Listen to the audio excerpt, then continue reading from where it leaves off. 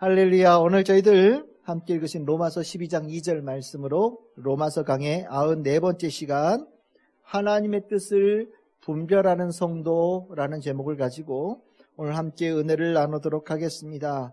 우리가 로마서 12장 우리 시작되어지면서 복음과 믿음이 삶에 일으키는 변화, 그 삶의 변화를 통하여서 복음과 믿음이 실제하는 능력이다라는 것을 사도 바울이 증거하는 말씀들을 우리가 나누고 있습니다. 우리가 지지난주에 봤듯이 우리 복음과 믿음이 하나님과의 관계를 새롭게 한다. 하나님 앞에 참된 예배자, 영적 예배자로 서 있는 새로운 삶을 복음과 믿음이 우리에게 만들어준다라는 말씀을 지지난주에 우리가 나누었습니다. 오늘은 이제 그 다음의 주제가 되죠. 오늘 로마서 12장 2절. 성도는 세상에서 어떻게 살아가야 하는가? 좀 더 정확하게 말하자면 하나님은 복음과 믿음으로 구원받은 성도를 이 세상에서 어떻게 살아가도록 만드시는가? 성도로서 이 세상을 살아가기 위해서 무엇이 필요하고 또 하나님은 그것을 어떻게 공급하시는가에 관한 말씀을 오늘 12장 2절 말씀으로 함께 나누고자 합니다. 오늘 12장 2절 말씀 굉장히 유명한 말씀입니다. 1절과 더불어서 2절 말씀도 아주 유명하고 또 중요한 말씀이지요. 그래서 이 2절의 말씀도 좀 더 세밀하게 또 자세하게 또 정확하게 아는 것이 굉장히 중요합니다. 제가 지난때 1절 말씀을 나눌 때도 제가 말씀드렸지만 참 잘 알 것 같은데 그 내용이 우리가 실질적으로 좀 더 깊이 있게 그 말씀의 본질을 아는 것이 좀 부족한 그런 부분이 로마서 12장 1절에서 2절의 말씀이라고 저는 생각을 해요. 그래서 이 12장 1절 말씀에도 우리가 나누면서도 그렇게 좀 더 새로운 마음으로 우리가 이 말씀을 들어야 된다라고 여러분들에게 권면했던 것처럼 오늘 12장 2절의 말씀도 좀 더 새롭게 여러분들이 좀 더 자세하고 진지하게 이 말씀을 대할 수 있는 은혜가 있기를 소망합니다. 로마서 12장 2절 말씀은 그냥 겉으로 보면은 세 가지의 내용을 얘기하고 있어요. 첫 번째가 뭡니까? 이 세대를 본받지 말아라. 그리고 두 번째는 오직 마음을 새롭게 함으로 변화를 받는다. 그리고 세 번째는 하나님의 선하시고 기뻐하시고 온전한 뜻이 무엇인지 분별한다. 이 세 가지의 말씀을 하고 있어요. 여러분들 이 세 개의 이 주제가 중에 어떤 것이 이 12장 2절의 초점이라고 생각이 되십니까? 아까 제가 저도에 말씀드렸을 때 세상 속에서 살아가는 성도들, 세상과의 살아가는 관계성에 복음과 믿음이 변화를 일으킨다라는 말씀을 2절에서 하고 있는 거거든요. 그런 관점으로 본다면 12장 2절에 나오는 이 세 가지의 주제 중에 무엇이 초점이고 무엇이 중심이라고 생각되십니까? 저는 개인적으로는 세 번째가 중심이라는 생각을 가지고 있어요. 하나님께서 우리에게 하나님의 선하시고 기뻐하시고 온전한 뜻이 무엇인지 분별하는 것이 세상 속에서 복음과 믿음으로 변화받은 구원받은 성도들이 갖춰야 될 가장 중요한 삶의 변화다라고 우리는 이 부분이 중심이라는 것을 이해할 수 있기를 소망합니다. 이것이 실은 우리가 12장 2절을 이해하는 관건이에요. 이 말씀을 제대로 이해하게 되어지면 앞에 이 세대를 본받지 말고 오직 마음을 새롭게 함으로 변화를 받으라는 그 내용이 저절로 함께 이어져서 이해가 될 수 있어요. 그래서 저는 오늘 이 세 개의 주제 중에 세 번째 주제인 하나님의 선하시고 기뻐하시고 온전한 뜻이 무엇인지 분별하는 것에 대해서 오늘 말씀을 나누려고 합니다. 그리고 앞에 두 개의 주제는 다음 시간에 여러분들하고 함께 알아보는 은혜를 나누기를 원합니다. 그래서 오늘 이 마지막 이 주제가 도대체 무슨 뜻인지, 이것이 우리가 세상 속에서 성도로 살아가는데 무슨 이야기를 하고 있는 것인지 오늘 함께 나누면서 오늘 모든 성도님들이 우리가 다 세상 속에 살잖아요. 세상 한가운데 하나님께서 살라고 우리에게 보내셨잖아요. 그럼에도 불구하고 우리가 구원받은 자로 살아가는 구별되어진 자의 삶을 살아야 된다고 우리에게 요구하시잖아요. 그것을 해낼 수 있는, 그것을 만들어내는 은혜가 어떻게 작용되어지는지를 오늘 여러분들하고 좀 나누려고 합니다. 오늘 이 12장 2절 세 번째 주제에 우리가 첫 번째 봐야 될 것이 무엇이냐? 하나님의 뜻이라는 이 단어를 이해할 필요가 있어요. 우리가 하나님의 선하시고 기뻐하시고 온전한 뜻이 무엇인지 분별하는 데 있어서 하나님의 뜻이라고 하는 이 단어가 가지고 있는 의미를 잘 이해해야 됩니다. 여러분들, 뜻이 무엇입니까? 뜻. 우리가 뜻이라는 단어 많이 사용하거든요. 근데 이 뜻이라고 하는 이 단어가 사전적인 의미는 그래요. 뭐 속내라든지 아니면 내용에 관한 거라든지 뭐 이런 의미도 있는데, 실은 뜻이라고 하는 단어를 쓸 때는 아무데나 뜻이란 단어를 붙이지는 않습니다.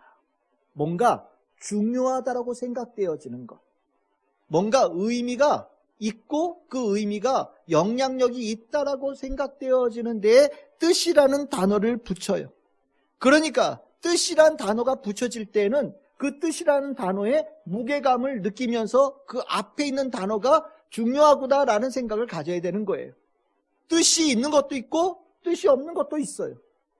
뜻이 없는 거는 가치가 없는 겁니다. 여러분들, 이 뜻이라는 이 단어가, 아마 여러분들이 학교 다니시면서 아마 이 책을 보신 분도 있을 거라는 생각이 듭니다. 함석헌 선생님이 쓰신 뜻으로 본 한국 역사라는 책이 있어요. 혹시 보신 분들 계십니까? 이 함석헌 어떤 분이신지는 아시죠? 제 기억으로는 이렇게 수염, 하얀 수염이 이렇게 있고, 뭐라고 그래야 되나, 선비 같기도 하고, 아주 꼬장꼬장한 그런 지식인 같아 보이기도 하고, 또 기독교의 신앙을 가지고 있는 분이기도 하고, 또 사회운동가로도 활동하셨던 그런 분이시지요. 근데 이 뜻으로 본 한국 역사라는 이 책이 함석헌 선생님이 쓰신 가장 유명한 책이거든요. 이 책이 언제 쓰여졌느냐? 1934년, 35년에 성서조선이라고 하는 책에 연재가 되어졌던 글을 모아서 책으로 낸 거예요. 1934년, 35년이 언제 시대입니까? 일제치하 시대죠. 일제치하에서 이 일본 제국은 이 한민족의 가치를 부정했습니다. 너희들은 쓸모가 없는 존재야.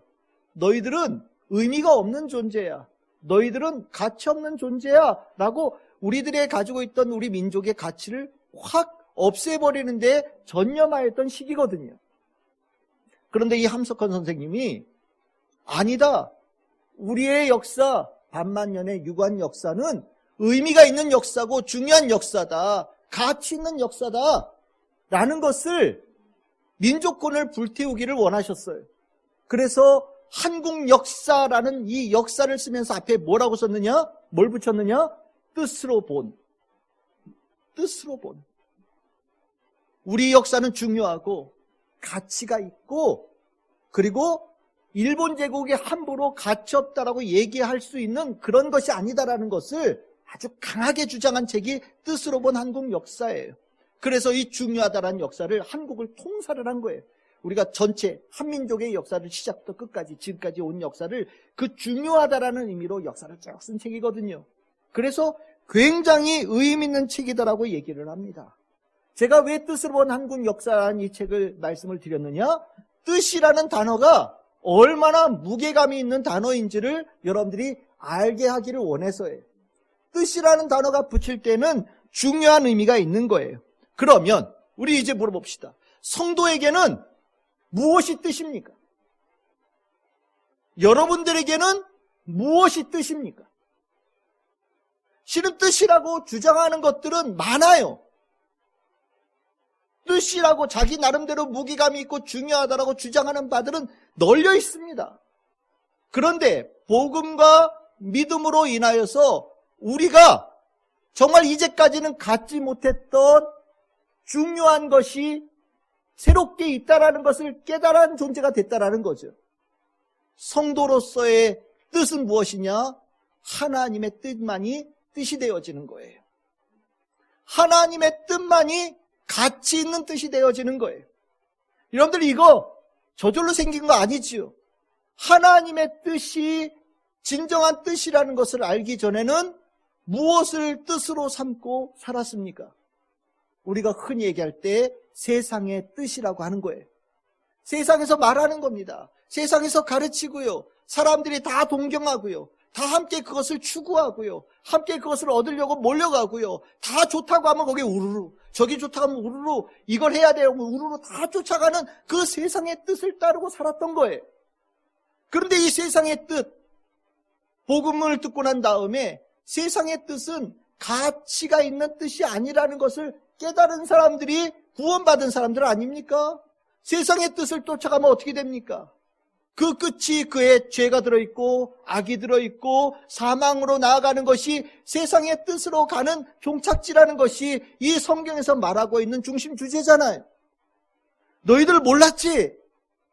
세상은 이 세상의 뜻이 죄로 물들어 있어. 하나님을 거역하고 하나님을 무시하고 창조주 되신 하나님을 등지고 살아가게 만드는 것이 세상의 뜻이었어. 그런데 많은 이들이 그 세상의 뜻을 진실의 뜻, 가치 있는 뜻, 번영의 뜻, 잘 되는 뜻, 부자 만들어주는 뜻, 성공하는 뜻이라고 생각해서 다 몰려갔던 거예요. 그런데 예수님께서 이 땅에 오셔서 하나님의 뜻을 알려주셨죠. 세상에 그것은 사망으로 가는 뜻이 되어진다는 걸 가르쳐 주시고, 예수님께서는 하나님의 뜻이 있다라는 것을 우리에게 보여주시면서 하나님의 뜻이 생명, 부활로 이어진다라는 것을 우리에게 보여주셨잖아요. 우리가 그 하나님의 뜻을 알게 된 거예요. 복음을 듣고 그것을 믿으면서 우리는 세상의 뜻이 아니라고 알게 되어지고 하나님의 뜻이 진정한 뜻이라는 것을 우리가 깨닫게 된 겁니다. 그리고 나니까 복음과 이 믿음으로 거듭난 자의 삶의 뜻이라고 하는 것은 딱 하나만 있는 거죠. 무엇입니까? 하나님의 뜻만이 뜻이 되어진 사람들이 바로 성도들이라고 얘기할 수 있는 거예요. 하나님의 뜻이 진실로 하나님의 뜻이 세상의 뜻보다 더 우월한 뜻이냐? 정말로 하나님의 뜻은 정말로 모든 것을 이루어내는 성취되어지는 뜻이냐? 이거 굉장히 중요한 주제가 되는 거예요. 여러분 성경에서 뭘 보십니까? 우리 말씀과 약속과 성취, 말씀과 성취 이런 얘기 하죠. 우리가 구약 성경에서 뭘 봅니까? 하나님의 뜻이 있다라는 거예요. 모든 인류를 구원하고자 하는, 모든 인류를 사랑하는 하나님의 뜻이 있다라는 거예요. 그럼 신약 성경에서는 우리는 뭘 보게 됩니까? 그 하나님의 뜻이 성취된다라는 거예요. 이루어진다라는 겁니다. 하나님의 뜻을 막으려고 하는 수많은 세상의 반대들이 있음에도 불구하고 하나님의 뜻은 성취되더라. 성취된다. 그리고 앞으로도 이루어질 뜻은 딱 하나밖에 없다. 무슨 뜻이요? 하나님의 뜻만이 진정한 뜻이어서 그 뜻이 성취된다라는 것을 성경에서 말씀하고 있는 거거든요. 그래서 성도들에게 여러분들에게 무엇이 뜻입니까? 라고 물어볼 때 여러분들은 확실하게 대답해야 되는 거예요.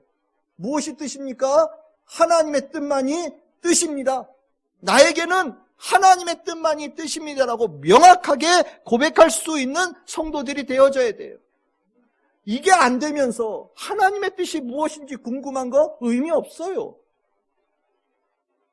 나에 향한 하나님의 뜻이 무엇인지 귀를 기울이고 막 뭐 찾고 저는 알고 싶어요. 아니 하나님의 뜻만이 유일한 뜻이라는 것에 대한 믿음도 없는 사람이 하나님의 뜻 알아서 뭐 하려고요? 하나님의 뜻 알고 나면 세상의 뜻하고 이렇게 비교해 보면서 어떤 게 나한테 더 유리한 것인지 비교해 보지 않겠습니까? 내가 원하는 건지 아닌지 비교해 보지 않겠어요? 그리고 나서 하나님의 뜻이 내가 원하는 그런 스타일이 아니면 어떻게 하겠습니까? 버리겠지요. 저 뒤로 밀어놓겠지요. 그거는요 하나님의 뜻만이 뜻이라는 그 기초가 되어지지 않은 상태에서 일어나는 일들이에요. 오늘 12장 2절에서 말하고 있는 하나님의 뜻을 분별하라고 할 때 하나님의 뜻이 무엇인가에 대해서 생각하기 전에 먼저 우리에게 중요하게 있어야 될 것은 하나님의 뜻만이 유일한 뜻이다 라고 확실하게 고백하고 확실하게 선언할 수 있는 성도들이 되어져야 되는 거예요. 그래서 성경에서는요 성도로서는 하나님의 뜻만을 추구하며 그것을 따르는 자가 된다는 말씀을 곳곳에서 합니다. 마태복음 22장 37절에서 40절 예수님께서 말씀하시죠. 하나님의 뜻은 무엇이냐? 하나님을 사랑하는 것과 그리고 이웃을 내 자신같이 사랑하라고 하는 이 말씀이다. 이게 하나님의 뜻이다. 이 뜻을 따라야 된다라고 말씀하는 거예요. 사랑이, 하나님을 사랑함이, 그 하나님을 사랑함으로 이웃을 사랑함이 하나님의 뜻이고, 이 뜻은 반드시 성취되는 것이고, 복음과 믿음으로 구원받은 성도들은 이 하나님의 뜻을 따르는 자가 되어야 된다라고 확실하게 말씀하고 있는 거예요. 데살로니가 전서 5장 16절에서 18절, 우리 이 말씀 너무나도 잘 알지요. 하나님의 뜻이니라. 뭐요? 항상 기뻐하고 쉬지 말고 기도하고 범사에 감사하라. 하루에 3끼 밥 먹듯이 이거 빠지면 안 된다. 성도는 무엇으로 사느냐? 기쁨으로 살고 기도함으로 살고 감사함으로 산다. 이게 하나님의 뜻이다. 이 뜻을 너희들의 삶의 중심으로 삼아라. 사도 바울이 가르치는 거예요. 에베소서 5장 17절 우리 함께 읽어봅시다. 시작. 그러므로 어리석은 자가 되지 말고 오직 주의 뜻이 무엇인가 이해하라. 어리석은 자들 되지 말고 주의 뜻 이해하고 주님의 뜻을 내 유일한 뜻으로 삼고 살아가는 성도가 반드시 되어야 된다. 복음과 믿음이 우리에게 일으키는 변화는 하나님의 뜻만이 뜻이라는 것을 깨우치는 변화가 일어나는 거예요. 만약에 여러분들이 하나님의 뜻 말고 다른 뜻이 더 크게 보이고 그것이 더 먼저인 것처럼 보인다면 다시 돌아가야 돼요. 여러분들은 복음을 아느냐? 나는 그 복음을 믿고 있느냐? 돌아가 봐야 되는 거예요. 12장 2절에 제일 먼저 하나님의 뜻이 유일한 뜻이다. 성도는 하나님의 뜻을 유일한 뜻으로 섬기고 마음에 품고 붙잡고 살아가는 자들이다 라는 이 명제를 여러분들의 심령에 깊이 새기시기를 바랍니다. 두 번째로 이렇게 되어지고 나니까 이 다음 단어가 들어와야 되는 거예요. 그게 무엇이냐? 분별하다라는 단어예요. 하나님의 뜻을 분별하라는 이 말씀을 내가 이제 두 번째로 보게 되어지는 거예요. 복음과 믿음은요, 우리들의 삶의 변화를 일으키는데 하나님의 뜻만이 유일한 성취되어지는 뜻이라는 것을 깨닫게 되어지고 나면 뭐에 관심이 있을까요? 하나님의 뜻에 관심이 생기는 거예요. 그거 당연하지 않겠습니까? 수많은 것들이 자신들도 뜻이라고 막 우후죽순처럼 일어나는데 이렇게 시간을 두고 지켜보면 뜻이라고 주장했던 것들은 얼마 지나지 않아서 다 소멸되어져요. 다 사라져서 성취되는 게 아무것도 없는데 유일하게 하나님의 뜻만은 성취되어지고 이루어지고 열매 맺는 역사가 보게 된단 말이죠. 그러면 이것을 믿는 성도들은 무엇에 관심을 두고 살겠습니까? 하나님의 뜻에 대해서 관심을 두고 사는 거예요. 하나님의 뜻이 무엇인지 더 알고 싶고 더 찾고 싶고 더 구하는 자가 되어지는 변화가 일어난다는 거죠. 맞아요. 복음과 믿음이 우리들의 삶의 변화를 일으키는데 바로 하나님의 뜻을 분별하는데 힘을 다하는 자로 우리를 바꾸신다라는 겁니다. 여러분들이 분별한다라는 단어가 실은 우리가 생각할 때 이 분별이라는 단어가 조금 더 넓게 이해할 필요가 있는데 이 분별하다라는 것은 무엇이냐면 조사한다라는 거예요. 그리고 검증한다라는 겁니다.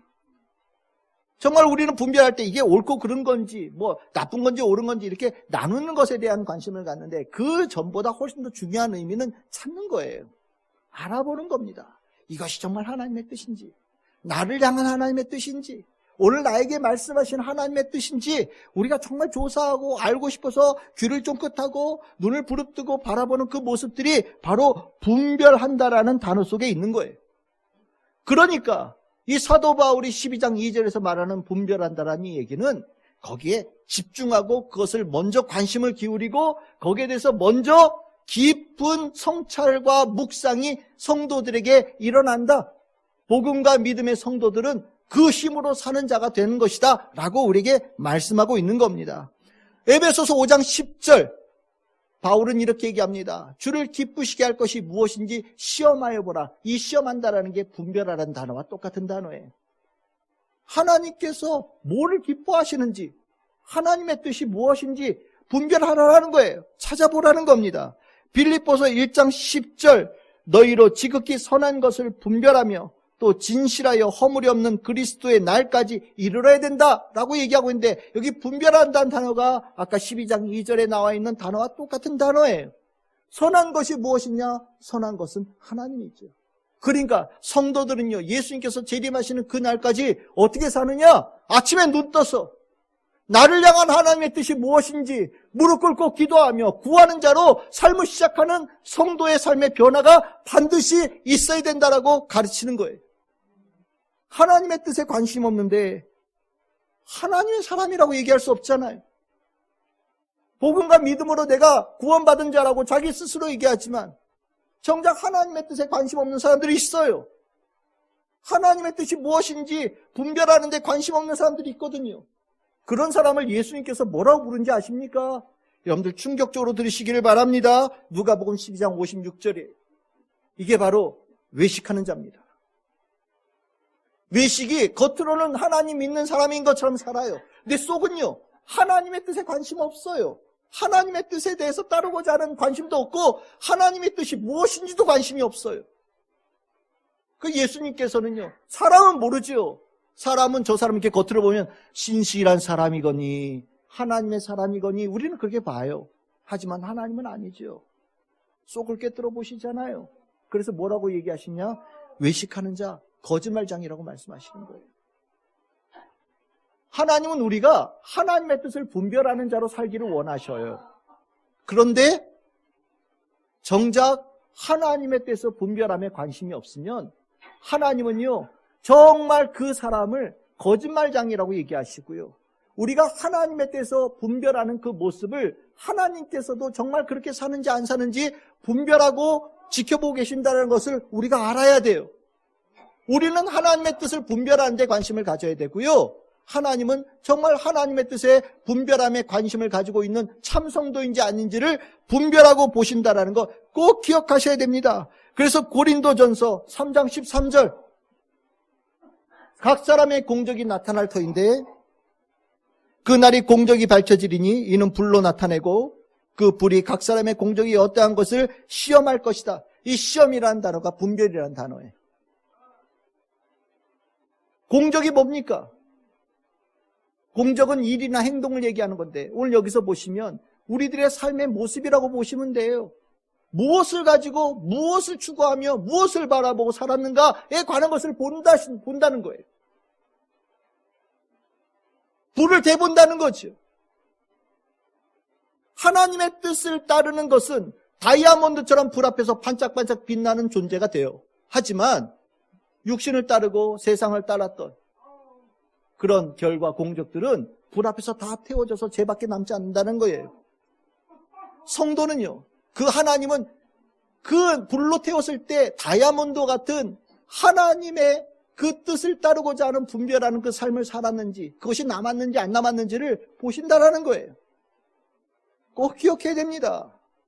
하나님의 뜻을 분별하라, 바울이 권면할 때 이 분별하는 모습은 복음과 믿음의 성도들이 가지고 있는 아주 대표적인 삶의 모습이에요. 여러분들은 하나님의 뜻을 분별하시지요?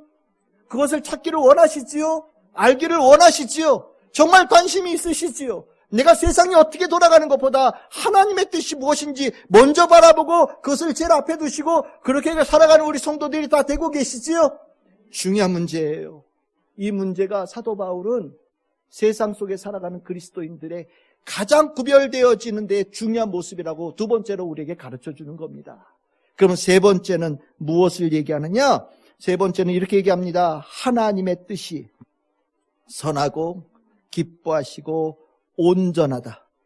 이것을 우리에게 분별하게 만들어준다라고 얘기를 해요. 이게 무슨 말씀이냐면 복음과 믿음은요, 나를 향한 하나님의 뜻이 얼마나 존귀한지를 알게끔 만들어주고, 성도는 그 하나님의 뜻이 이루어지는 그 일 가운데 내 삶에 선한 역사가 일어나고 기쁨이 되어지는 역사가 일어나고 온전하게 되어지는 역사가 내 삶에 이루어지는 것을 경험하면서 하나님의 뜻의 그 아름다움을 증거하는 자가 된다라는 얘기를 하고 있는 거예요. 하나님의 뜻은 선하고 기뻐하시고 온전합니다. 하나님의 뜻이, 그 뜻이 누구를 향하느냐? 믿음과 복음의 성도를 향하죠. 그 선하고 기뻐하시고 온전한 하나님의 뜻이 성도에게 향하면 어떤 역사가 일어나냐?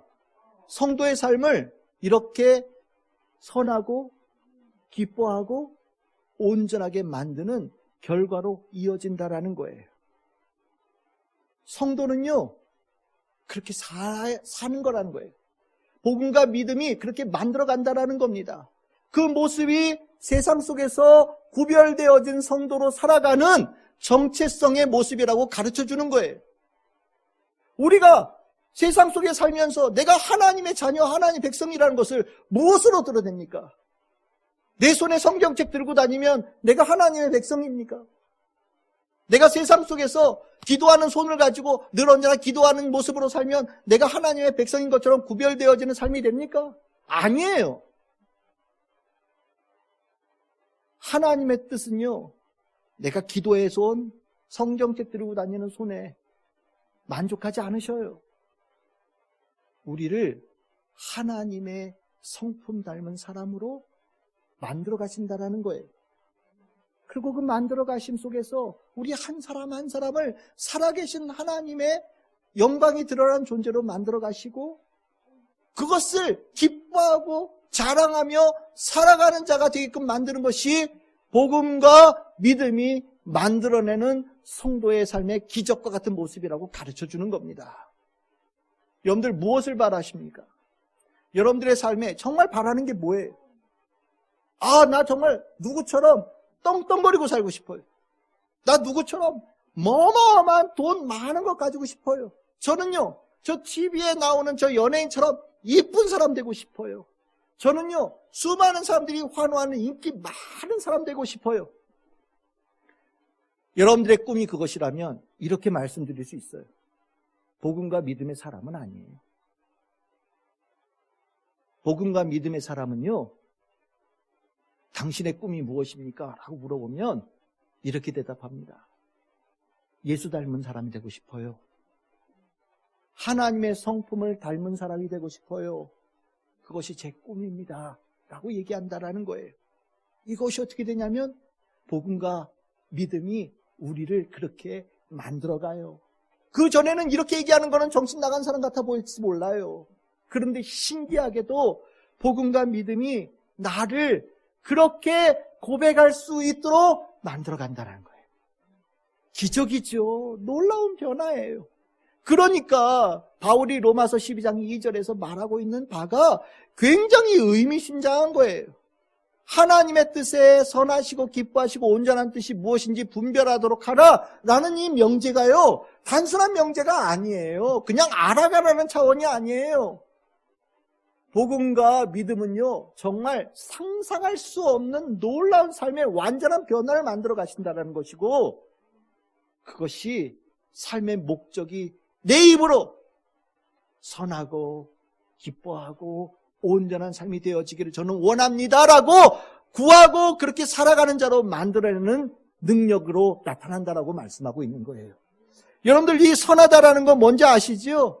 여러분들 저 돈 모엔이라고 하는 찬양 사역자, 찬양 중에 이런 찬양이 있어요. God is good all the time. 이건 완전히 성경적인 말씀이에요. 하나님은 선하세요. 언제나. 선하다라는 이것은 하나님의 기본적인 성품이에요. 근데 하나님은요, 하나님의 선한 것으로 만족하지 않으셔요. 복음과 믿음으로 구원받은 성도들은요, 하나님의 선한 성품을 닮아가는 자가 되기를 원하셔요.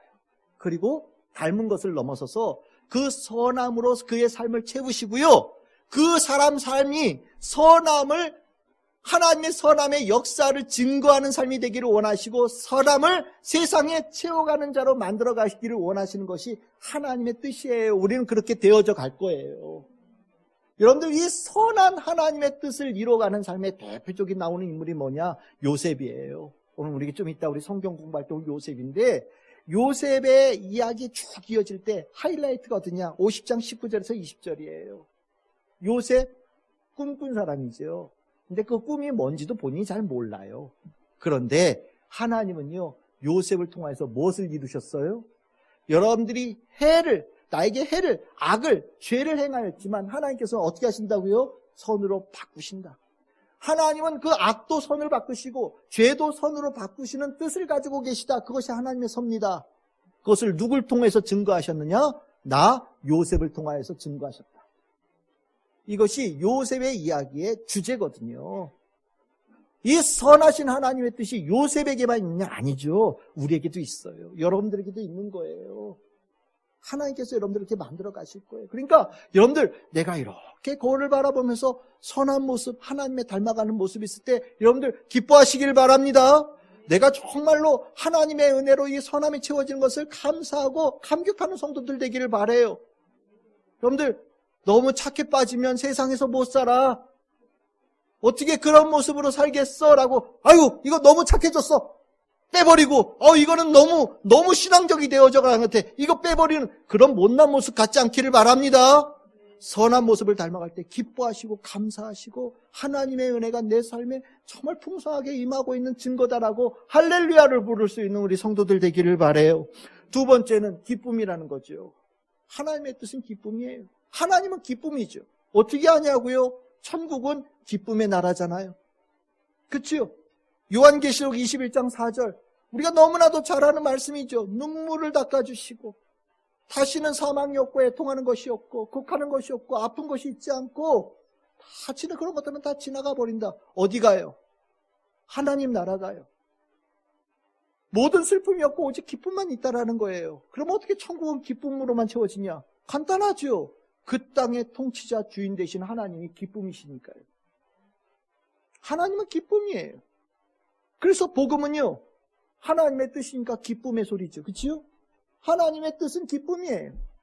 하나님의 뜻이 임하는 자리에 무슨 역사가 일어납니까? 성령의 역사가 일어나죠. 하나님의 충만한 역사가 일어나는 거예요. 그럼 성령의 역사가 충만하게 일어나면요, 무엇의 역사가 일어나겠습니까? 기쁨의 역사가 일어나는 거예요. 즉 하나님은 기쁨이시고요, 그 기쁨을 하나님의 천국 백성들은 이미 다 누리고 있고요, 이 땅의 복음과 믿음으로 구원받은 성도들에게도 하나님께서는 그 기쁨을 맛보게끔 준다는 거예요.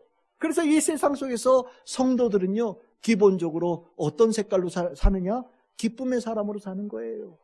이것은 돈이 있어서, 일이 잘 풀려서, 뭔가 일이 너무너무 잘 돌아가서 생기는 기쁨하고는 차원이 달라요.